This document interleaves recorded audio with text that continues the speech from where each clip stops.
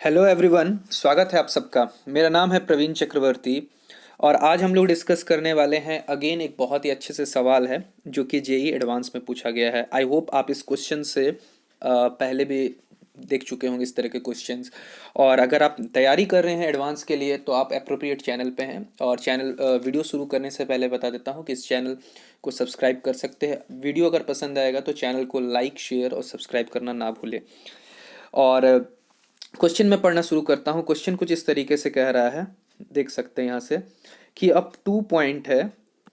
Just a minute, ये तो देखिए इस क्वेश्चन में क्या कह रहा था कि 2 पॉइंट चार्जेस, ठीक है, 2 पॉइंट चार्जेस हैं। एक जो है वो यहाँ है माइनस क्यू पे है, दूसरा जो चार्ज है वो यहाँ पे है। Are placed in the x y plane. Question को आप पढ़ के समझ सकते हैं। एट द ओरिजिन एक 0 0 पे है, ये एक ओरिजिन 0 0 पे है, दूसरा जो है वो 2 0 पे है। ओके, ये जो कोऑर्डिनेट है वो क्या है, 2 0 है, as shown in the figure, जैसा कि डायग्राम में दिखाया गया है।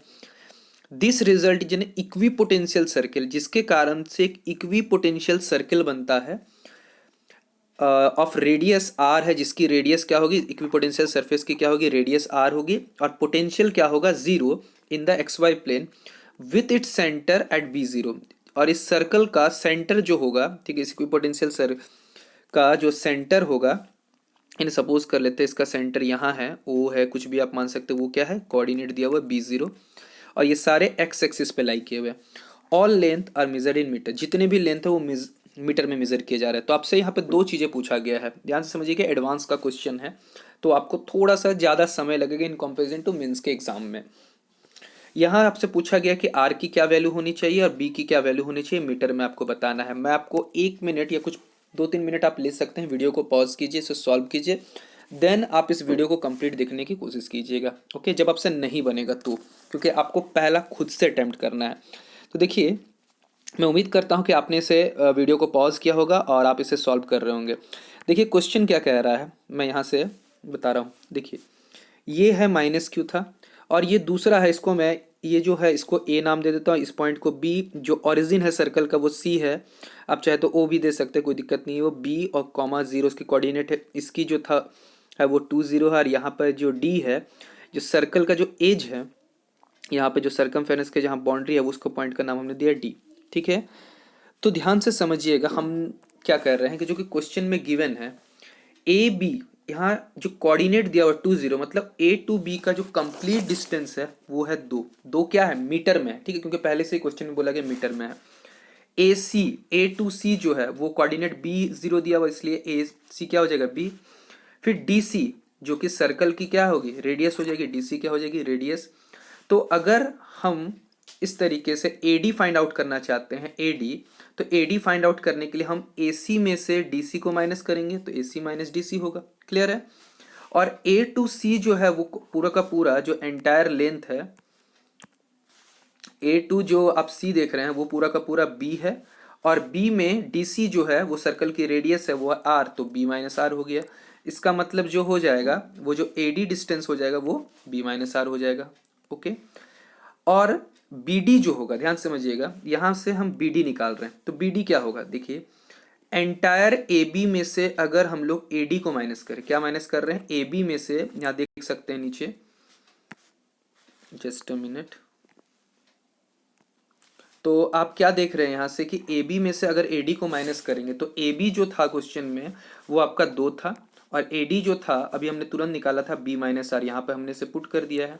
तो जैसे इसे पुट कर रहे हैं तो ध्यान से देखिएगा, हम लोग यहाँ से एक काम करते हैं कि ज़्यादा आसान बनाने के लिए बी माइनस आर को हम लोग एक्स मान लेते हैं। तो यहाँ से बी माइनस आर को हमने क्या मान लिया, एक्स। तो यहाँ ए डी जो हो गया, ठीक है, सॉरी ये क्या हो जा रहा है स्क्रीन पे, तो आप यहां से देख पा रहे हैं कि AD को हमने x ले लिया है और BD को 2 माइनस एक्स हो गया।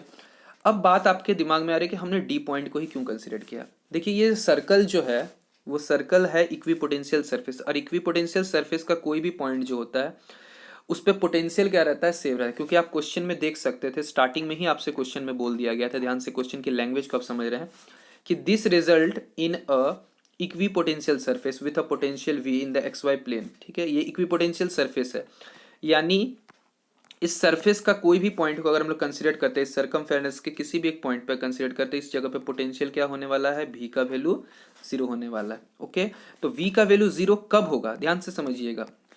v की वैल्यू 0 होने के लिए इस चार्ज के चलते जो पोटेंशियल होगा और दूसरा जो चार्ज के चलते जो पोटेंशियल होगा, उन दोनों को मिला के नेट पोटेंशियल 0 होगा। दैट्स जिसके कारण से हम कह सकते हैं वहाँ इक्विपोटेंशियल सरफेस जनरेट हो सकता है, ये इक्विपोटेंशियल सर्कल होगा। ठीक है, सरफेस की वजह सर्कल की बात की जा रही है। तो यहाँ से हम जब समझते हैं कि यहाँ पर हम लोग दो चीज ले रहे हैं, v1 क्या है, potential at d due to the charge at A d, वो जो सर्कल है वो जो d पॉइंट पे जो पोटेंशियल किसके कारण से, a यानी जहाँ पे चार्ज माइनस q है, तो v1 is equal to 1/4πε0 minus q by separation क्या हो गया ad। यहाँ जो 1/4πε उसको हम लोग माइनस k ले लेते हैं, चलिए माइनस के नहीं, उसको हम लोग क्या लेते हैं, के लेके चलते हैं। तो यहाँ से के क्यू और जो एडी को हमने स्टार्ट में ही एक्स लिया हुआ था, तो ये सिंपल v1 आ गया। ओके, सिमिलरली अगर हम लोग v2 लेने की बात करते हैं, v2 मतलब potential at d due to charge at b, क्या आने वाला है के क्यू, उसकी जो चार्ज है वहाँ पर आपका था q/√3 था, तो के q/√3 सेपरेशन था bd का, तो के q/√3 और bd जो था 2 - x। अब समझ में आया कि हमने AD को ही क्यों कैलकुलेट किया, क्योंकि हम सेपरेशन कैलकुलेट करना चाह रहे थे। ओके, AD और BD को कैलकुलेट करने का मतलब था हम उस सर्कल के किसी भी एक पॉइंट से, ध्यान समझिएगा, सर्कल के किसी भी एक पॉइंट से इससे इसका सेपरेशन और इस पॉइंट से इधर सेपरेशन निकालने की कोशिश कर रहे थे। ओके, चलिए अब आगे बात समझने की कोशिश करते हैं कि आगे किस तरीके से काम कर रहे हैं। तो अकॉर्डिंग टू द क्वेश्चन कि वो बोला गया था कि वो इक्विपोटेंशियल सरफेस था, जिसके कारण से v1 प्लस v2 क्या होने वाला है, 0। तो v1 की जो value minus k q by x है plus k q by √3 2 - x is equal to क्या होने वाला है, 0। इसकी वैल्यू को जब हम इधर सॉल्व करते हैं तो देखिए के तो कॉमन निकल के हट जाने वाला है, तो इस माइनस को इधर लेके चल गए तो प्लस, तो q by x is equal to q by √3 2 - x, q और क्यू कैंसिल हो जाएगा। तो उसके बाद जो आगे देखते हैं वो क्या होगा, √3 2 - x is equal to x, इसको जब इसके साथ इंटू करते हैं तो 2√3 minus √3x is equal to x, इसको इधर लेके चले गए तो x 1 प्लस √3, यानी x इज इक्वल टू आ जाएगा 2√3 बाई 1 प्लस √x। इसको जब रेशनलाइजेशन करते हैं तो 2√3 बाई 1 माइनस एक्स, ठीक है, और नीचे हो जाएगा -2। जब -2 और 2 कैंसिल होगा, इस माइनस को इसके साथ अगर हम इसके अंदर में इंटू करते हैं तो जो हमें मिल जाएगा 3 माइनस √3 मिल जाएगा।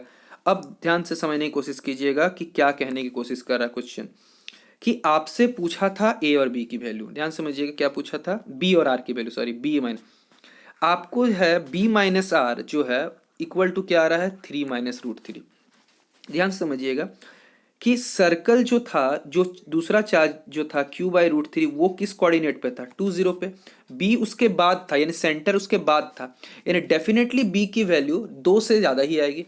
तो जब हम कंपेयर करते हैं तो क्या पाते हैं कि b की वैल्यू 3 आ रही है, r की वैल्यू क्या आ रही है, √3।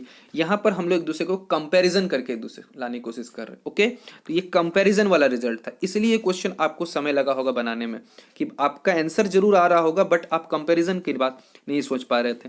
इसलिए इस क्वेश्चन का राइट आंसर है b is equal to 3 and r is equal to √3 metre में। ओके, तो आई होप कि आपको ये क्वेश्चन अच्छे से समझ में आ गया होगा। कोई डाउट है तो आप मुझसे कमेंट सेक्शन में कमेंट करके पूछ सकते हैं। Thank you.